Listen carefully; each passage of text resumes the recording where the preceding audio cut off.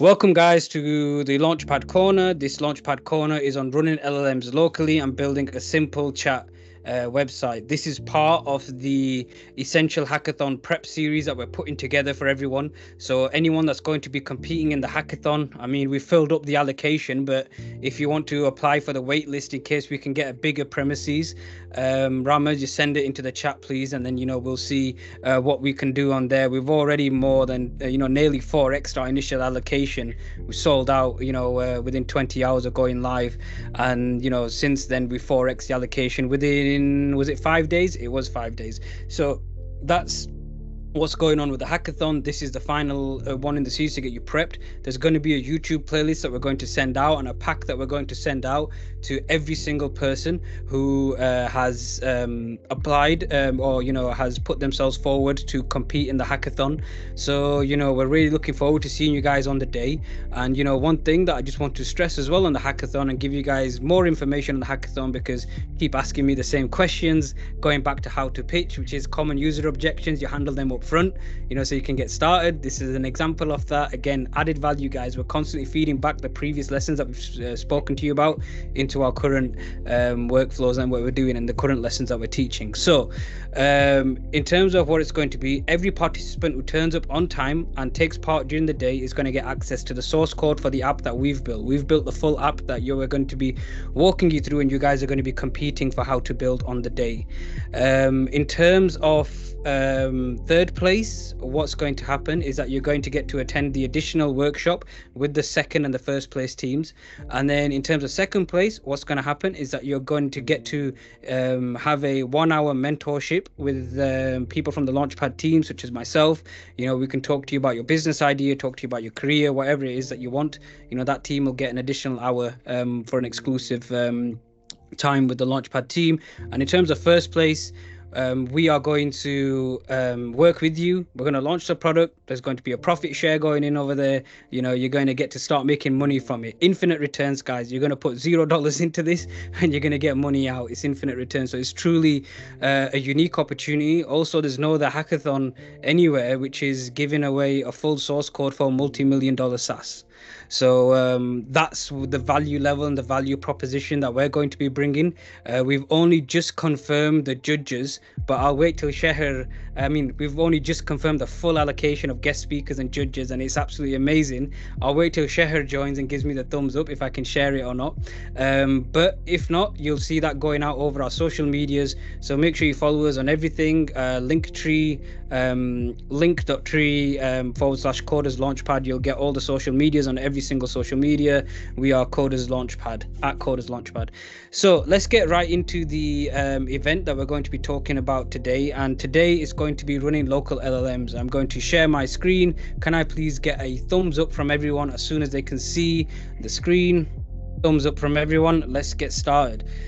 So, running local LLMs. Now, let's talk a little bit about myself, because I don't talk about myself nearly as much as what I should do. 29 years old, soon to be 30. In the last few days of my 20th, of my 20s. Born and raised in the UK. Started my first business at 8 years old, selling PS2 cheat codes to people in school. Graduated first class with honours in electronic and electrical engineering. I currently have multiple organisations that run and are running multiple. I currently have multiple organizations that I run across multiple countries. So what are some of these companies? And you got ILAR, you got IBT, iBoTouch, and you got Soft Office. That's just some of them over there for you.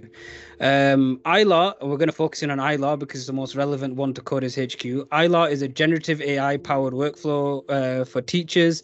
It's accepted onto the startup programs offered by Microsoft, Amazon, and NVIDIA. And today I'm actually going to take you through some of the basic workflows that can be used in any AI product or service, much like how we do in ILAR. So that's immediately the value. You're going to be able to see someone who's actually using the products right now, practice what they preach. Basically, I'm going to walk you through it. So what have we got? We've got the environment set up. We're going to be doing local LLM inferencing. We're going to build a simple web interface, and we're going to go over business principles for getting your idea off the ground. So it's a very cut down, very basic way of running through everything, just keeping it, like we said, the Launchpad way, and it echoes back to what we said before, is you cut out the things that you don't need and you focus focusing on the things that you do need. So that's what you're going to see over here, a very basic way of just getting your first app off the ground. First of all, why would you want to run LLMs locally is the question. If you've got an API service such as OpenAI and things like that, why would you ever want to run it locally? Well, it's safer and more secure. So you got personally identifiable information, so PII, and also you got GDPR compliance. So sometimes when you're trying to work with certain documents, or you might be trying to get certain users on board, your first users, the entire hackathon that we've put together, the first hackathon on Saturday, the 3rd of February, that's all based around how to get your first users. Some of them might require certain GDPR compliances, which if you were to do an OpenAI API call, it's not going to sit very well. Maybe if you're doing something in healthcare or teaching or something like that. It also can be cost effective compared to API and cloud hosted solutions. If you've got a machine that, like, for example, has an RTX card in there, like 20 series is okay, 30 series and above, you might be able to just run the inference locally. And we're going to show you some different options that you can use to cater for the fact that you might have different machines in this. It's greater flexibility in certain situations, and we'll come on to that in a bit. It can reduce OPEX. So OPEX is a business term for operational expenditure. So that's things such as when you've got, for example, OpenAI API calls that you're going out because you're using them, or you got Azure cloud instances or something like that. That's something which will be an operational expenditure. If you were to actually buy the GPUs that you need, that'll be CapEx, capital expenditure, just so that you're aware of the business terms. And also it gives you more control over modality. So what do we mean by that? Is that, what do we mean by this actually in general? I mean, that's quite a lot that I've spat out over there, and I could go into detail. I'm going to be conscious of the time. Rama's the most strictest timekeeper that we have on the Launchpad team. So I don't want to make her angry. So safer, more secure. Again, I've explained that. Okay, we've gone through that. Is that you might have people that are on there where you have to keep information locked away, under key, and it's not going out to any third party. Cost effective compared to API and cloud solutions. Again, we've covered that as well. Is that these API costs can ramp up quite a bit. If you use, for example, like me and Ernest have a painful story when we were developing something, and we used Streamlit, and we didn't realize that every time you click on a field, Streamlit resubmits all the information. So we ended up with like huge API calls. Ernest is laughing about it now, but we definitely weren't laughing about it when we found out the OpenAI bill that we got. Greater flexibility in certain situations. What that means is that, for example, if you need to swap out a certain model, or if it's a case of that, like, you're experimenting with different models, it's easier to pick a fine-tuned model that would be appropriate to you. Operational expenditure, again, we spoke about this at length, but more control over modality. What that means is that, when you're going to be stringing together different LLMs, it might be that you need to have certain use cases where you'd make use of certain different models. In this case, again, it's slightly different to the greater flexibility point, but when you're going for a multimodal sort of data transformation using AI, that is where, that would really kick in, where you'd be looking at using local LLMs and things like that.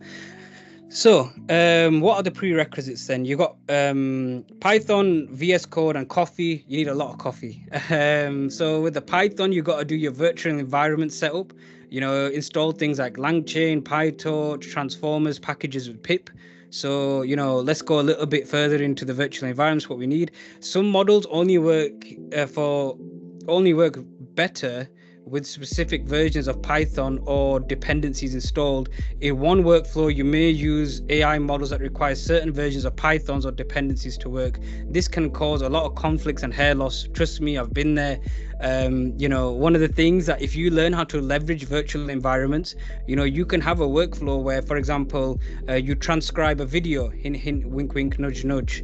You transcribe a video, using OpenAI Whisper, and you might have that in Python 3.9.9, and then you might then send it to OpenCV, hint, hint, wink, wink, nudge, nudge, where you might have that in a different Python environment because they perform differently in the different environments. This is where you can start to leverage the idea of modality, in AI systems quite significantly. So when we're talking about virtual environments, they're your friends. Don't leave them in the corner upset, and don't neglect them. If you learn to look after them, they are going to look after you. If you learn how it is that you need to use different environments to string them together into one workflow, that's also a really useful and powerful tool that you can use as well.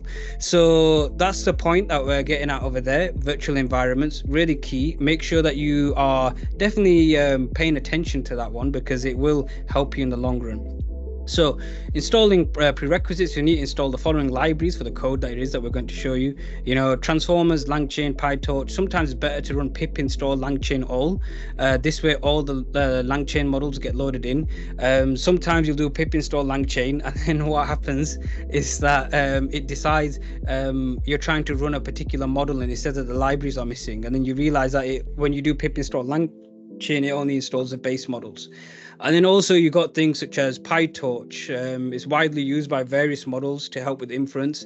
And if you've got a CUDA enabled GPU, then make sure to download the CUDA version of PyTorch as well. So these are ways that you can really supercharge your local inference, because if you're running it all on the CPU, you're going to turn that thing into a toaster and you'll be able to cook your evening meal on it. Whereas a GPU is going to be significantly better in that instance. So first of all, okay, CUDA. Who here is familiar with CUDA? Can we get hands up? I'll just look into it. Be interested. Okay, Ibrahim, I'm backing you to potentially win this. Rama's there as well. I think that Ibrahim will be a front runner for this, but I'm not a judge, so I'm not biased, so I can't bias the voting or the opinions or anything. But anyways, need to find your version of CUDA. You go to the NVIDIA control panel, you select the components tabs, and you'll see the driver information listed over there. So we can see over here the CUDA installation driver is 12.2.135. So if you need to get access to that to understand, when you go to the PyTorch website, that's where you can get it from. CUDA is a really powerful method and tool of local LLM inferencing. You really want to make sure that you're using it to its full advantage, because let me tell you, it can be the difference between one piece of code taking 2 hours to run, and it taking 20 minutes to run, or 2 minutes to run, depending on the use case. Anas will tell you some really painful stories about this later on. But in the first instance, let's start with some coding. We're going to use a FLAN T5 large model by Google as a smaller sized LLM for the purposes of this demo. I understand that it's quite an old model, but in order to get us started, some of you guys might be running on computers or laptops that are not that powerful. So this is a model that generally can run on whatever laptop it is that you choose if you're going to run it locally. But if you have the harder for larger models and new models such as Llama 2 or a quantized model, we'll come into this later, then that's something which you might look to. So for that reason, let's get into the code then. FLAN T5 is an encoder decoder model. So what that means is that it encodes the output and then it decodes. It encodes the input and then it decodes the output. So you've got things such as Hugging Face pipelines. You're going to see here me mention Hugging Face over this quite a bit. But if I just pull in on the code, so that's nice and clear for everyone. We're importing our Torch libraries. We're going ahead. From LangChain LLMs, we're going to import the Hugging Face pipeline. You can see that we've selected the model name, and the device. What we've done over here for device is that if it's 0, it's going for the CUDA, else it will be set to CPU. This is something which is really powerful, and it's going to that's how you actually physically get the device to run on your GPU to stop it from turning into a toaster and you have an additional cooker in your home. And then obviously the tokenizer from the pre-trained model, and then we initiate the model with seek to seek language model. So that's where we're telling it that this language model over here is an encoder decoder, so that's what we need to use. And we say from pre-trained model name, and this model name is going to pull it directly from the Hugging Face library that we'll see in the next slide, guys. So when we go into the next slide straight away, and we are going to show you this code in VS. We are going to show you this in VS Code shortly. We're just going through the PowerPoint. You can see that we set up a pipeline, a Hugging Face pipeline. So you might, if you're familiar with OpenAI, you're going to see this quite a bit. But the idea of you got the task, which is text to text generation. There's other models where you can do other things, so you have to specify the text. The model is the model that we defined earlier, which is a Google FLAN T5. the tokenizer, the device, CPU for CPU, and here you set your max length, your temperature, your top P, and everything like that. Please, please, please, guys, please set the maximum length of tokens when you do a local inference. Otherwise, sometimes it's going to take 20 million years in order to run the inference. So please don't do that without it.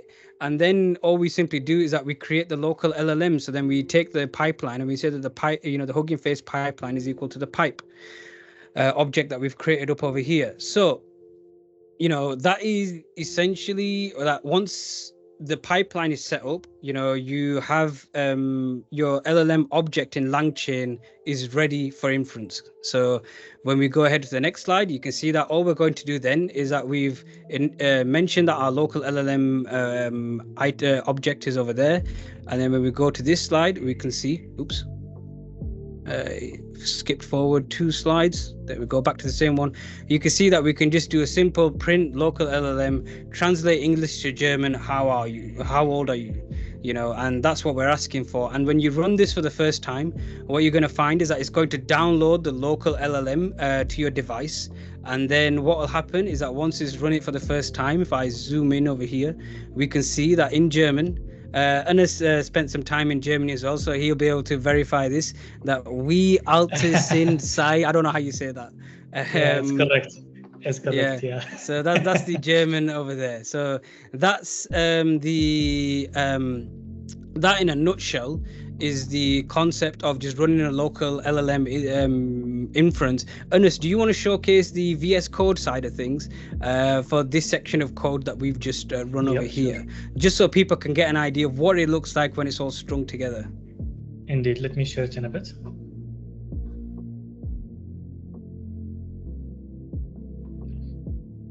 Can you thumbs up, guys, when you see my screen? I can see your screen, Ernest. Oh, really? Okay. Cool. Yeah. Yep. So really, and it's the same, almost the same code which we showed in the presentation. It's just in Visual Studio and actually set up here. I'm using Mac M1, so I had maybe to tweak some configs just to be suitable for my device. And after installing the environment and setting it up in an isolated environment, we are importing the libraries. Not all of them are being used. We are using the Flink T5 because it's really suitable for most hardwares and even limited specs devices. We are able in this point to choose between, I'm currently basically using just the CPU. That's why if we want down, once we reach the question, maybe to try a different question and we can check the time needed on a CPU. I believe Sif has a GPU, so it should be faster, much faster on his side. And let's go down. Yeah, I mean, one of the things that's really interesting over here as well is how basic it is, just a few lines of code. I mean, we can see the loading model over there, and if you scroll down a little bit later, that's our prerequisite setup for the Hugging Face pipeline, which is how we're going to interface with the object that it is that we're going to download, and you guys need to make sure that you get signed up to a Hugging Face account, especially if you're interested in running a local LLM, and you can see over there is that it's quite basic, and then once we go down to the running the local LLM, you can see over there what is life. Now, the immediate bottleneck that you guys are going to run into, and I'm going to just take the screen back and share it, but I hope you guys can see how simple that is over there, and this is running on an M1 Mac. So one of the things that we wanted to showcase is that some people have Windows, some people have Mac, and things like this is just showcasing that you can run these things on an M1 as well, for those people that are off the Apple disposition. So if I take control back, I should have control back right now, so that's great. And what we can see over here is that obviously that's once the download's complete, but what happens when we want to run it on a GPU, there's quite a few different things that you would have to do, and there's things such as batch sizes that you would need to do. So you'd, adjust based on the GPU map and the model size. You just look for what it is that your GPU has online. You can find it quite easily. You would add in obviously the device 0 if you wanted to hard code it in, or if you wanted to have the the way that we did it before, where we had an if statement to auto detect. You set it to -1 for CPU, and it frees up space for the CPU and RAM, which can be used for other tasks. So if you're going to be, for example, launching a simple web interface, you can have your CPU and your RAM handle the web interface, whilst your GPU handles the inferencing, the LLM inferencing and things like that. So that's the reason why you do it. And you can see that it's quite similar. There's hardly anything that's changed. So that's an instance of just a GPU sort of running in a basic sort of manner. And you can see over here that you'd have you have model k args, and that essentially, what you can see the difference from the code, if I go back to over here, is that you see that we had our max length and everything like that. We had this all written in the pipeline, but over here we've bunched it all up into the model arguments over here in order just to make it a little bit more clearer. Usually when you're using GPUs, you would it's a standard sort of format that you would have KW args, and then that's where you would host all your settings for the actual model and the inferencing that you're going to be doing. Again, please make sure you set a max length on this, otherwise you're gonna think everything stopped working, and everything's gonna get thread locked, and it's gonna go on and on forever. So that's if you were to run it on a GPU. That's a small tweak to the code that we were saying. So as we said in Yorkshire, now we're cooking on gas. But there are challenges. Running on GPUs is expensive. We're trying to keep everything local. So, for example, you can run a local LLM on a cloud instance in Azure, but what if you don't have the money for a cloud instance on Azure, and you just want to you just finished university, or, you're a college student, you've got a laptop, you've got some free time and you're committed. What is it that you can do in that instance? Cloud computing can rack up the costs significantly, and you might be limited in funding as well. So those are the challenges. How can we overcome it? The solution is quantized models. Now, can I get a thumbs up from people who here has heard of quantized models? I'm really interested to see if anyone is familiar with the concept of quantized models. No one so far. Oh, we got Love Soneja. Oh, sorry if I butcher anyone's names. But yeah, so quantized models, really cool stuff. It allows you to run larger models on a computer's CPU and RAM. It allows you to inference quicker.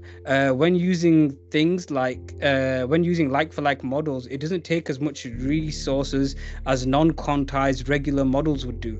So how does it do it, first of all?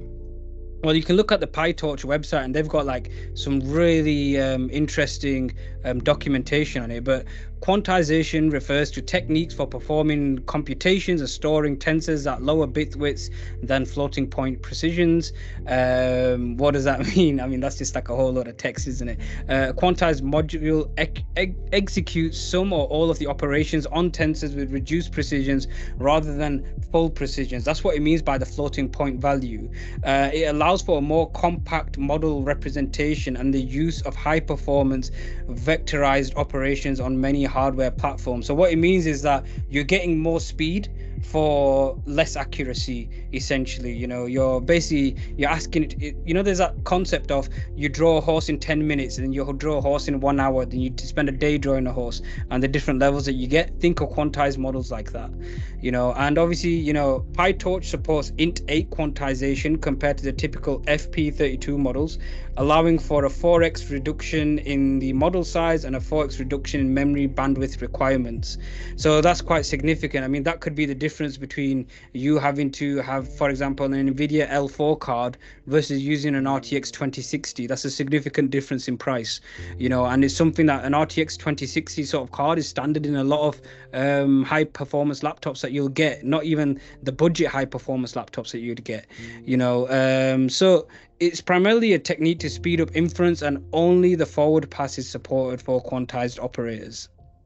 So let's look at an example. I'm all about bringing things back to examples. And what's the plan that is that we're going to do? We're going to use Hugging Face repository for Llama, use Llama locally through the use of Llama CPP, pip install Llama CPP the Python, and adjust the code to use prompt templates and LangChain's LLM agents.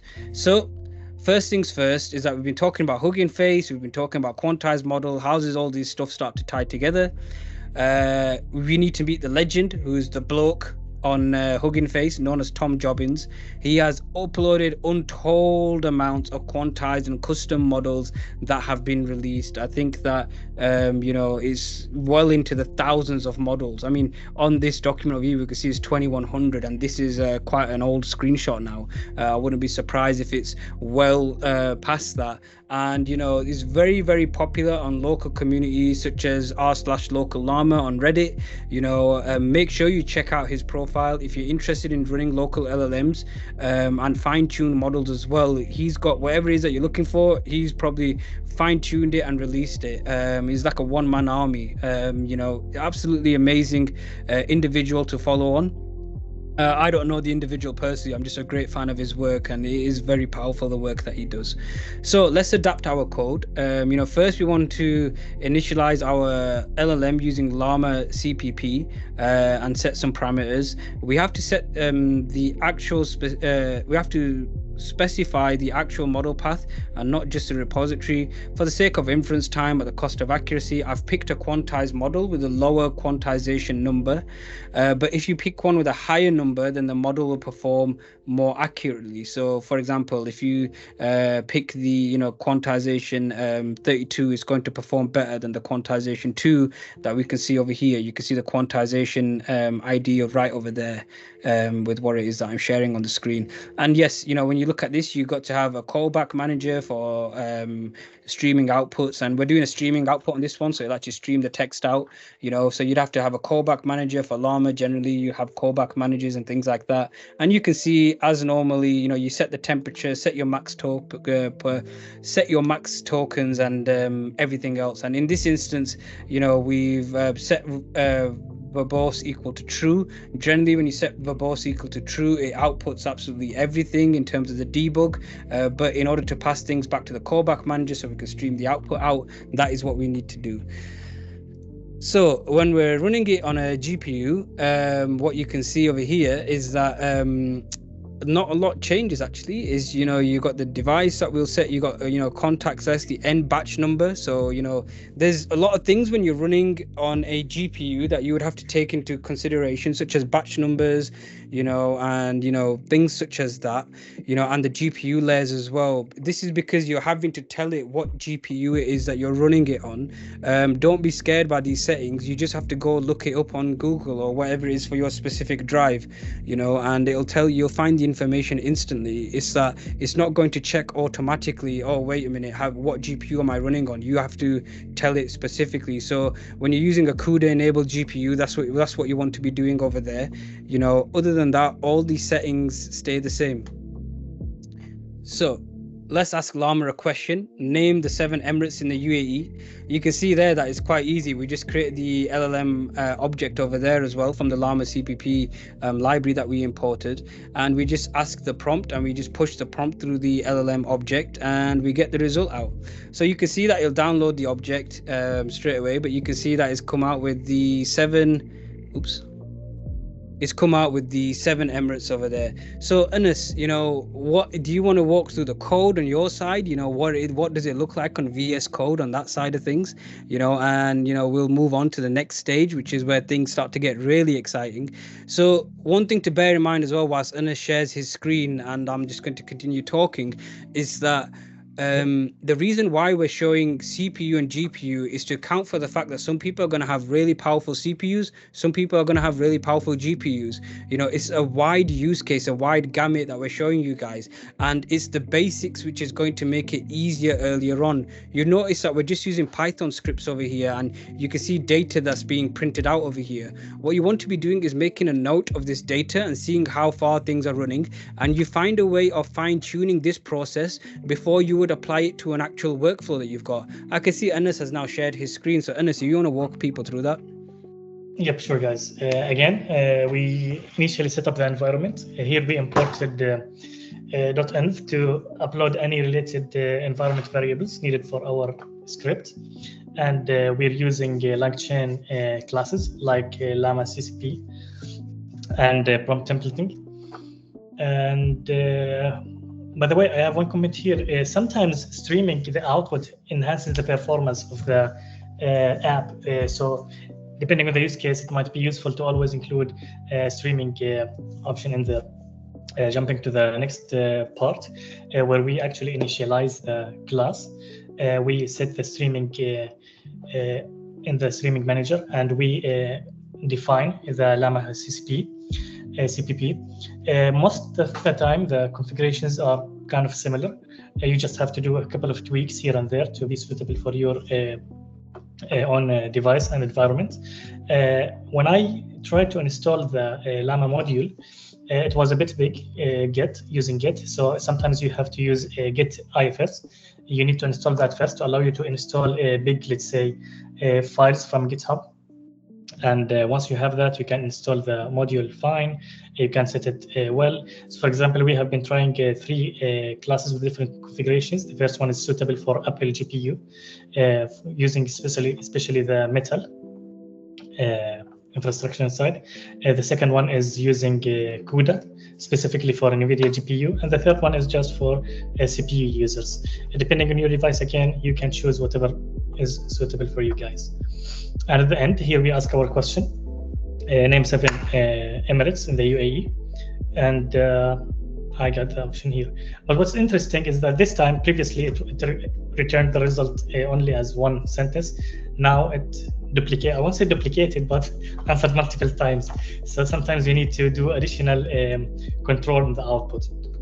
Yeah, and this is where not only your settings, so your arguments that you would pass through comes in, but it's also the case of this is where you really focus in on maybe do you use a fine-tuned model. You might not be able to fine-tune a model because of how resource intensive it is or cost intensive it is if you're going to use an online provider, but you might be able to use Hugging Face, and again, go to the blokes page and you'll be able to find fine-tuned models in there that perform differently, that might perform better. So, you know, this is a case, and again, a lot of this sounds very similar. It feels like we're repeating ourselves, but you know, one thing that you realize across all the launchpads that we do is that, you know, there's echoes. You know, it's very, very simple. Like when you bring it back down, it's very, very simple to use these different models, to make use of these different assets and to make it work for your use cases. And there's other things that I want to come on to as well, such as things to bear in mind when we're going for items such as this, which is, you know, you can use this to chain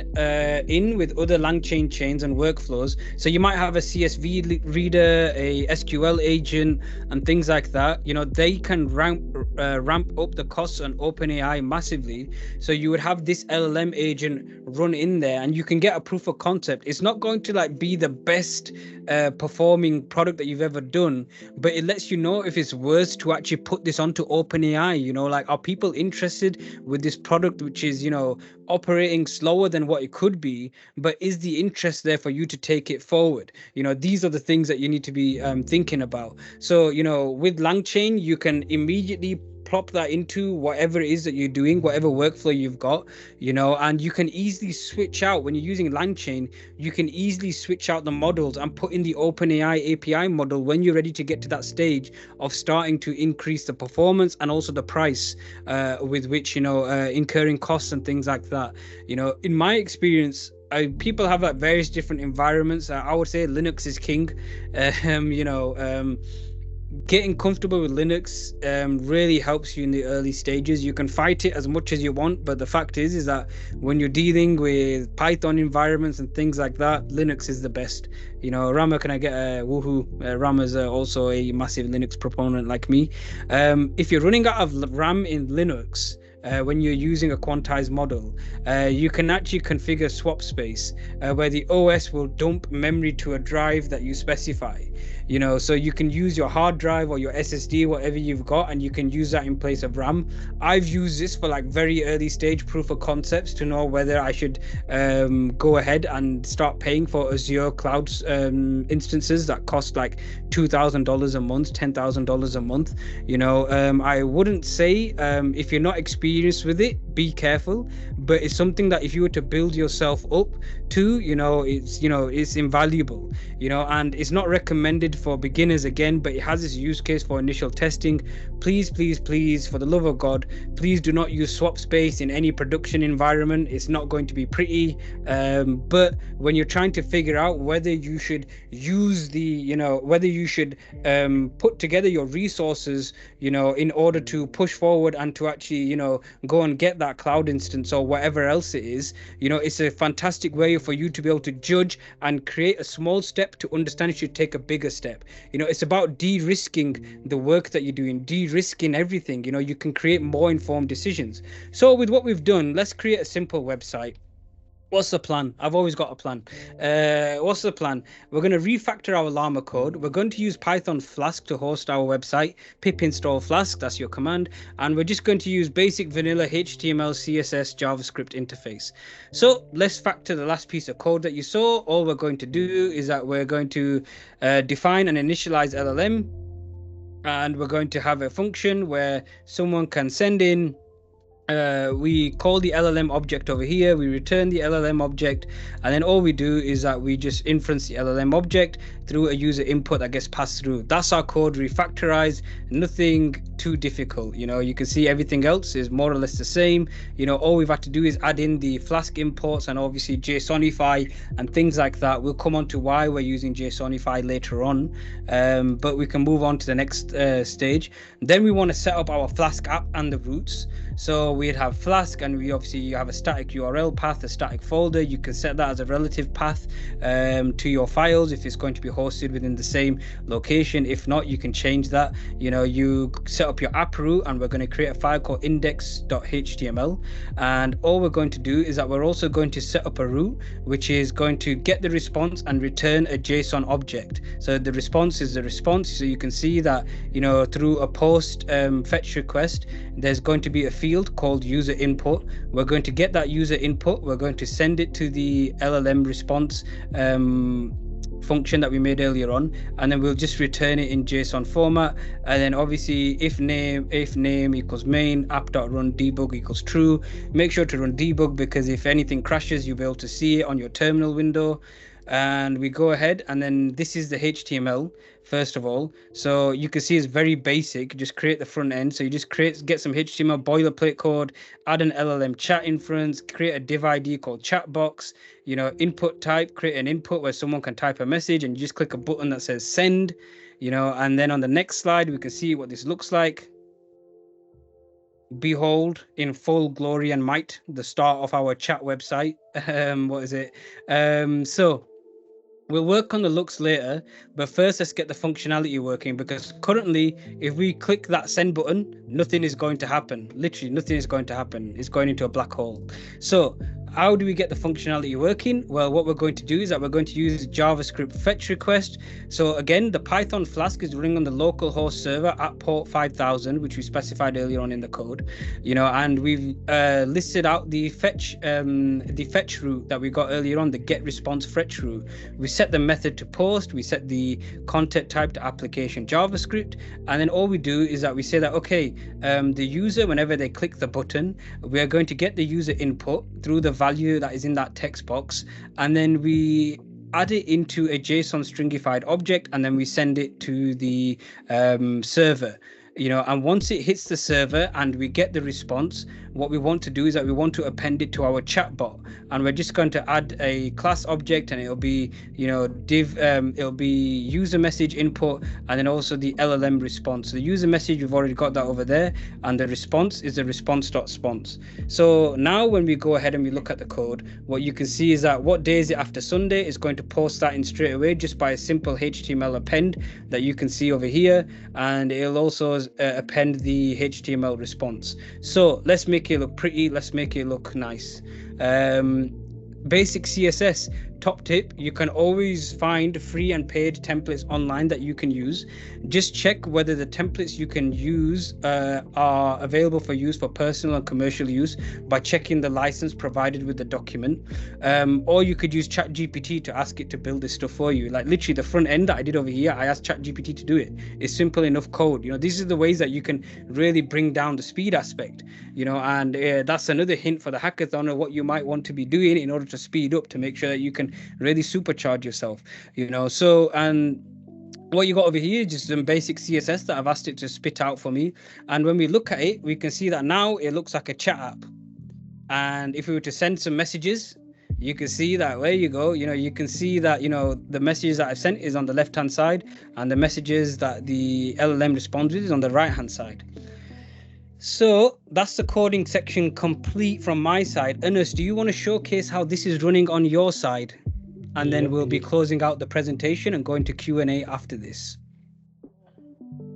So again, just whilst Anas is sharing his screen, one thing that I want to say as well is that on the hackathon day, this is what you want to be thinking about, is how can you get things down as simple as possible in order to get the core functionality that you need.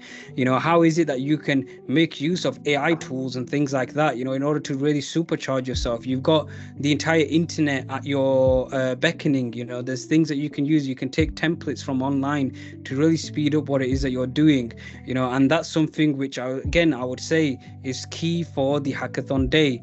Make sure, and the reason that we did this local LLMs is because it's showcasing how to use Flask routes and things like that, which again is similar to what you're going to be doing. It's showcasing how you might inference some LLM code and then send that forwards and backwards between the front end and the back end. Yes, there's no stack elements in terms of the DB side of things and storing this information in the DB in the code that we've shown you, but we can't give you everything away, can we? We've got to leave some challenge in for the hackathon day. So Anas, go ahead, if you can walk through that code, please. Yep, guys, sure. So as I've mentioned, we'll find many similarities between this, specifically this part, and the previous two examples. The first two examples were only focusing on the core functionality, which we can say the POC. And the difference with this one is that we actually added an interface to make it as an app. So most of the imports will look similar to what we mentioned previously. Here we add as well a Flask Python framework for hosting it locally, ports, and indeed set up the environment. We are again initializing we're using the Llama LLM and initializing it, setting again the configuration, streaming outputs. And once we have that, we are setting up the function to accept the question from the user and run the LLM. It will auto-generate the answer and return it to the request, so it can be displayed on the website. Here we, So here we verify the app. We just set some configurations. We set the initial route, which runs the index HTML. Yeah, if we can scroll down a little bit on there, actually, on the actual routes, and the local chat Python, on the Python file that you got over there, if we can scroll down a little bit. If we can showcase the local chat, you can see over there we've got the LLM routes over there, so you can see how the code, we factorized the code, and then the simple routes, all that we had to add was from lines 42 down to 58, so it's less than 20 lines of code that you've got to add over there to turn this into an app, guys. This is something that you have to bear in mind, is that how can you make it so that you can really easily make a POC, which is your Python script. Again, what we said in the business advice, how easy you can make your Python script and then refactor that code into your web inference, so you can understand, can you do the data transformation, can you check if it's viable, okay, now can you present that data, can you see if it's feasible? And this is what we've done over here. We've taken the simple script and then we've refactored it. So then when you look at the index.html, what you'll see over there is that you'll see various other files that can be run on that side. But it's very, very simple code, and it's not something which is too difficult to overcome, and this is how you need to be framing everything up with what it is that you're doing. Anas is lagging, so but we've shown you Yep. the code. I mean, the I'm just back. HTML. Yeah. Oh, Anas is back. I'm just. So Anas, if you can Yeah. just quickly show the HTML so people can just get an idea of what the entire file looks like. I mean, you can Yeah. see the Yeah. website that we ran over there. That's quite The nice. website. Before the website, here is the HTML, guys. Really simple, and as Saif mentioned, guys, we're GPTs are helpful in many ways and to speed things up. So use them when needed. So here is the HTML file, and here is the JavaScript function, which handles fetch requests are your best button. friend. Fetch Exactly. requests is one of the best things that has ever been invented, and you can see the CSS over there, just some general boilerplate CSS that we can use over there. And again, you could use ChatGPT to speed that up. And let's see the final output. I've been testing it for some questions, and noticing that sometimes the answers are a bit funny, but again, this depends on the configurations you have. And the model that you've got as well, yeah. Because I'm using the lightest one, I would say. So sometimes, yeah. But at least for the second question, what comes after Monday? Okay, Tuesday comes after Monday, so this is at least correct. First one was running some hallucinations, then it actually answered the correct question. But this is how you can have actually locally, and maybe you can host it somewhere later, an interface for an LLM chat. Yeah, and this is where it gets really interesting as well. Is that you can see actually over here with what Anas is sharing on the screen is that when you don't set your max tokens appropriately, if you don't specify, within the settings or within the prompt itself, as if you don't do any prompt engineering, what will happen is that it'll just talk and talk and talk and talk. So, you can see that it starts going on about America's national holiday, Australia and Canada, and it's going on and on and on. So make sure that, you have things set properly, otherwise you are going to have a toast in your front room. So yeah, definitely make sure that you account for that with what it is that you're doing on your side. So that's the coding section complete. What's the business advice that we've got for you? And let's summarize what we've done today. I wanted to show you something that occurs every day in my companies, to take an idea, see if it's technically possible, and then to see if it's something that the users can interact with.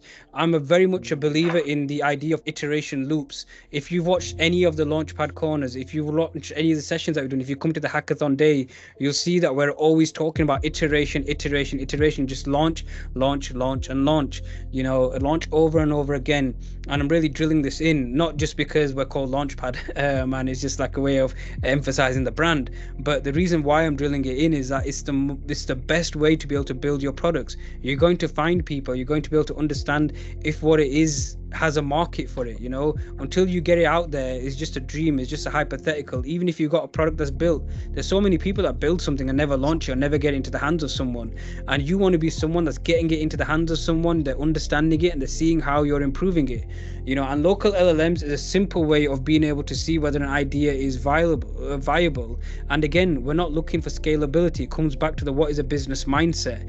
We aren't looking for scalability, we're just trying to see how it is that we can take the first step, if we can do the data transformations, if we can check whether it's feasible or viable. Like when you do enough of these things, like if you were to take the Launchpad corners that we've done and create 10 products in 10 weeks over the weekend, they're not going to be perfect products, but you're going to start to understand how it is that you can see the diamond in the rough and how you can refine it later on.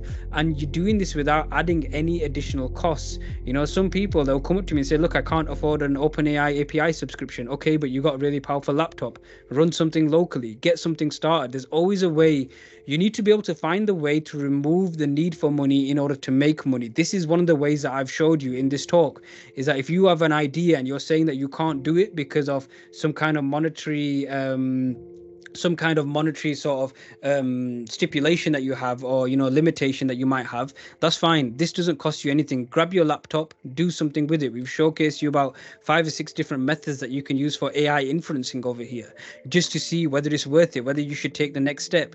Maybe if you can prove that it works well enough, you can get a user base. Maybe you can approach your parents and they might give you maybe $100 that you can put towards OpenAI API calls. And because you're using LangChain, you can swap that LLM, that local LLM, out out for the OpenAI API call. You see how now this is starting to tie together, and it helps you to get to that next level. It helps you to take the initial steps. It's about bringing the action thresholds down and de-risking everything that you're doing, so it's a really good way. And obviously you'd make your parents the first investors of your business if you did that as well, giving you that $100 to get started. So the things that I've learned is that you can make things scalable later. Focus on proving that hypothesis first. It's more important to have users in the early stages than to bring technological masterpieces. You might have found a gap in the market. Is there a market in the gap? We're echoing what we've said in the other Launchpad corners now. Keep your products simple and intuitive to use as a general rule. I try to have every feature within 3 mouse clicks away from the user. What does that mean? Is that there's not like a huge learning curve to the product, because they always know they can get everywhere within 3 mouse clicks based on the UIs that I've got. I've got basic UI principles and UX principles that I keep in my mind always, that I always push through on whatever it is that I'm doing, which I found is quite effective to aid that market adoption. And speed is key. You need to get comfortable and moving quickly.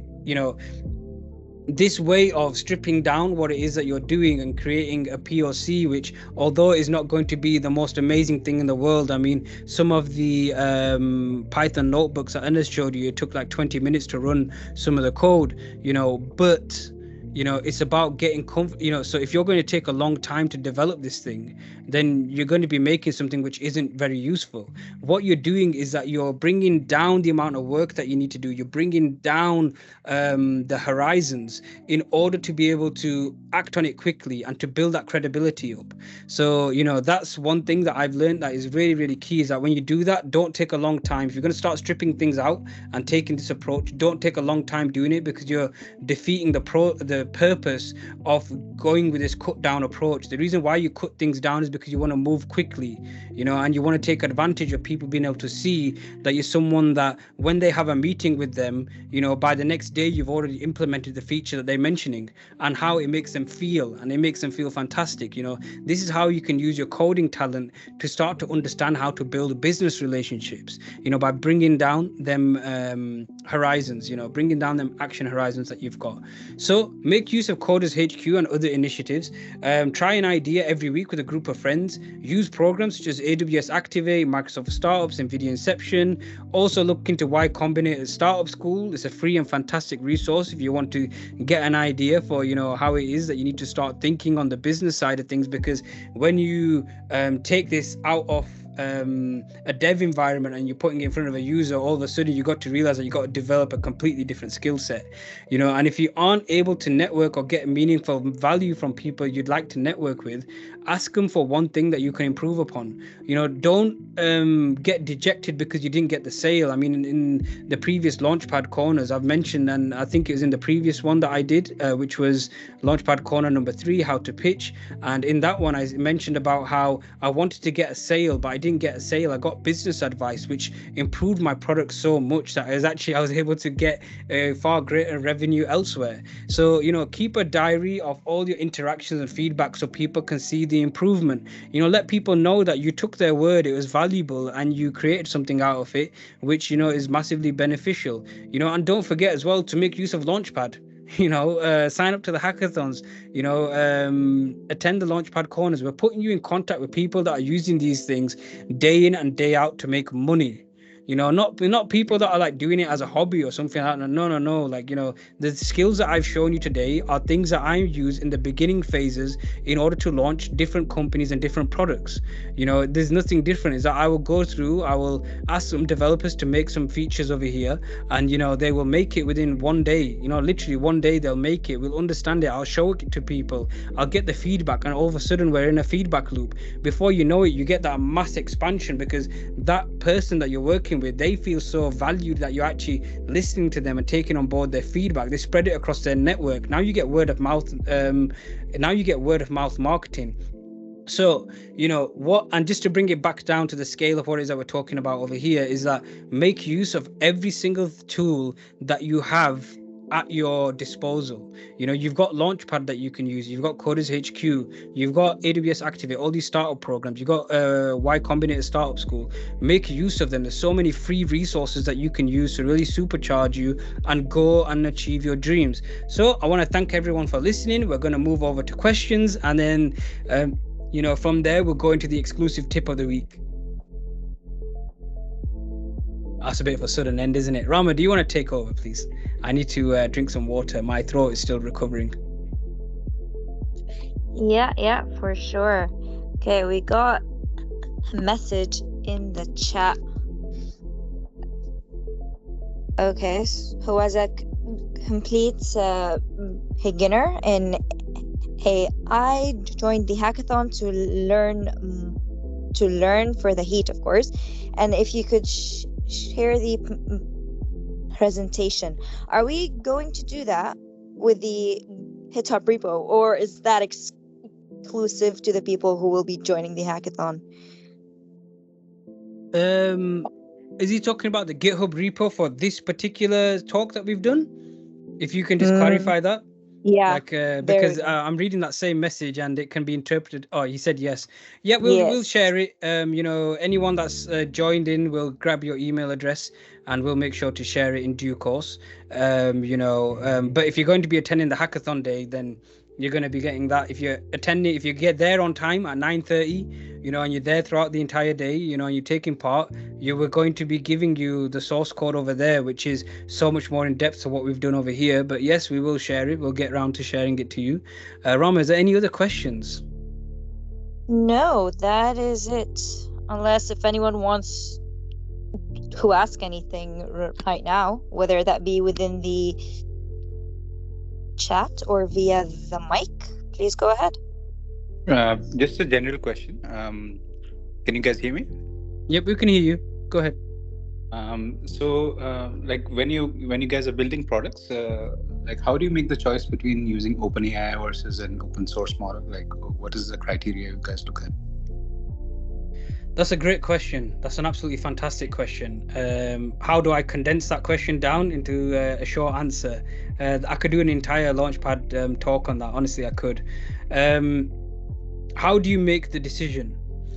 Well, what it comes down to, and what I always do, is that I look at what is going to be the cost benefit analysis. I look at the restrictions that I have upon me. Do the clients require that I control the amount of information that is being sent out and passed through GDPR, through compliancy, personally identifiable information? These things play into it, whether I would go open source and run a local model versus OpenAI API calls. It also comes down to throughput.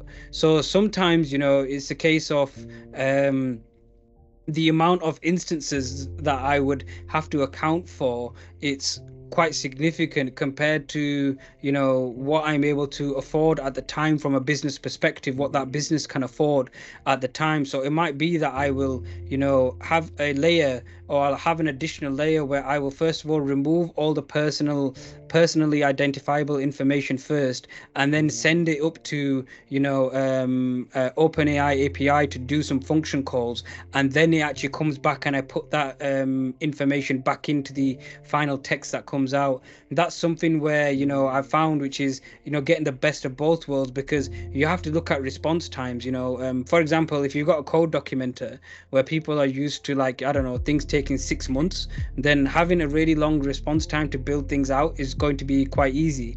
But if you've got a chatbot and people are used to getting chat messages back instantly, having that longer inference time from running an open source model, it's not the best. But then at certain times you also have to consider that, look, is this something which you can support in the long run? And what I mean by that is that if you're going to go with OpenAI API calls, what is your rate limits, and is it acceptable for you to, in instances, not be able to, when OpenAI has rate limits that apply, and the system might go down, is that something that would be fatal to the business that you've got? If the system goes down, do you have a backup or a fail-safe?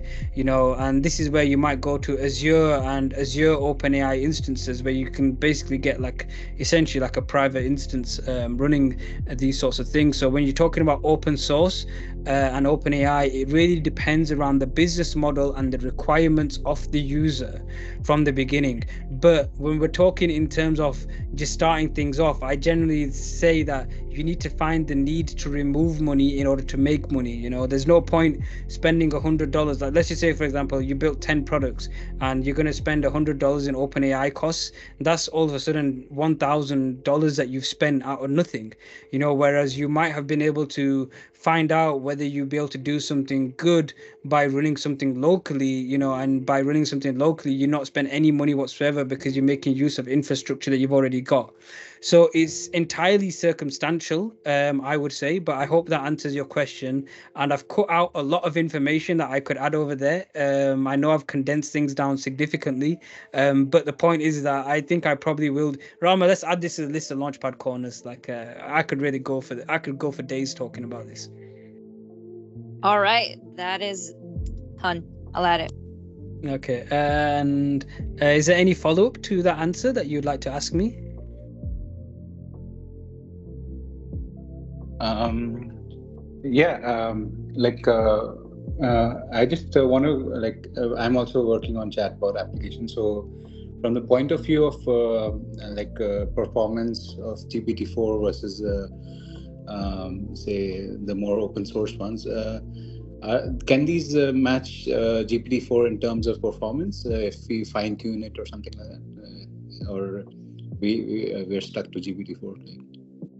It depends. Look, you know, like, for example, I was talking with someone who's handling development for the Egyptian government directly. And what he's saying is that instead of using GPT-4, they're using a series of locally hosted models that can perform specific tasks. And then by using LangChain, they've created an agent, which they are then using to define which chain should handle which task. You know, so like, you know, it's entirely circumstantial. Like when you're saying about GPT-4, like, yeah, GPT-4's really great if you've got a specific, if you need to cover a wide variety of use cases. But when you want to go really specific and really start to fine tune everything, let's just say, for example, your chatbot is something which superpowers the user and it covers 5 different tasks. Yes, you could use GPT-4 and it's going to be very general at the 5 different tasks. But what if you want to improve the performance at the 5 different specific tasks that it is that your chatbot is allowing for these people to do? You know, that's where you would start to look at LangChain and local LLMs, you know, local instances and open source models, where you'd fine tune it. GPT-4 is really good and it's like the flag bearer for certain metrics.